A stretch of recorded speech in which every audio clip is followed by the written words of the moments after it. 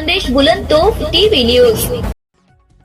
केळी पिकाला एक नव्हे तर 2 अन 3 कंबळ लागल्याचे आजपर्यंत ऐकण्यात अन पाहण्यात आलेलं नाही।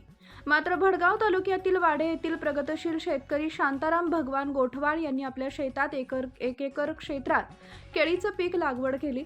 बागेत एका केळीच्या झाडाला चक्क एक नव्हे तर 214 केळीचे कंबळ लागून निसर्गानं अद्भुत चमत्कार घडवल्याचं चित्र पाहायला मिळतंय। केळीच्या घडाला 1 वा 3 केळीचे कंबळ लागल्याचं ऐकिवात आहे। मात्र वाडे येथील शेतकऱ्याच्या शेतात चक्क एका केळीच्या झाडाला तब्बल 24 केळीच्या घडासह फण्या लागलेल्या आहेत।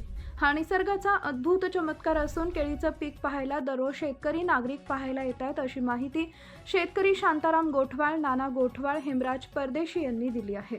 संत सतीश पाटील, भडगाव तालुका प्रतिनिधी। मारो नाव शांताराम भगवान परदेशी।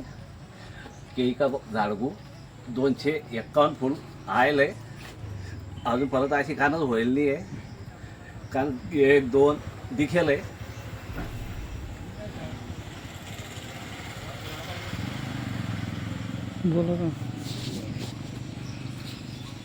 वाडे येथील प्रगतीशील शेतकरी शांताराम परदेशी यांच्या केळीच्या बागेमध्ये एका झाडाला चक्क 251 कमळ फुलं लागलेले आहेत।